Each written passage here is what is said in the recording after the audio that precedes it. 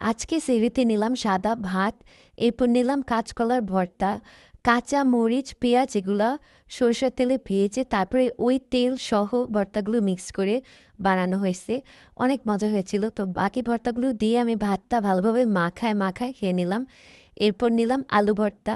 আলু ভর্তা কার কেমন লাগে? আমার না বেশ একটা ভালোও লাগে না, আবার খারাপও লাগে না।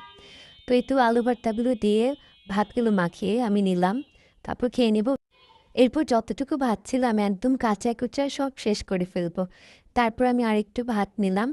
নেওয়ার পরে মসুর ডালের চচ্চড়ি, এটা আমার অনেক ভাল লাগে।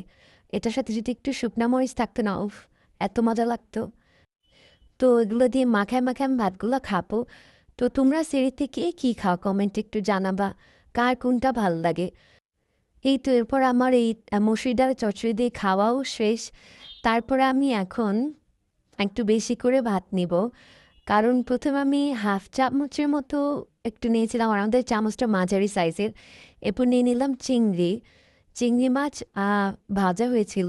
পেঁয়াজ, মরিচ আর একটু হলুদ, মরিচ, হলুদের গুঁড়া, মরিচের গুঁড়া, একটু লবণ, এই তো।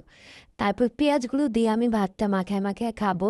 তারপর চিংড়ির মাথাটা ভেঙে এটা খাচ্ছি। আমার না চিংড়ি মাছ, আমার আসলে সবই ভাল লাগে, চিংড়ি মাছ তো অনেক ভাল লাগে। তারপরে ভাতগুলো খাওয়ার পরে চিংড়ি মাছের ভিতরে দেখো কতগুলো ডিম, চিংড়ি মাছের ডিমের যে একটা ঘ্রাণ, এটা এত ভাল লাগে। তারপরে খোসাটা আমি ছাড়াই নিতেছি। ছাড়াই নেওয়ার পরে চিংড়ি মাছটা দিয়ে আমি খাবো, আমি দুটো ভাগ করে নিলাম।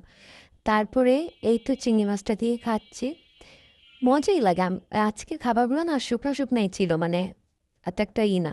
তারপরে যে বাকি আলু ভর্তাগুলো ছিল ওগুলো আমি সব নিয়ে নিলাম। নেওয়ার পরে টমেটোর টক রান্না করা হয়েছিল, ডাল ছিল না আজকে। তো কে কে আমার মতো এমন করা, আমি আলু ভর্তা বা তরকারির আলু থাকলে শেষমেশ অনেকগুলো ভাত আর ডাল দিয়ে একসাথে মাখিয়ে খেয়ে নিলাম।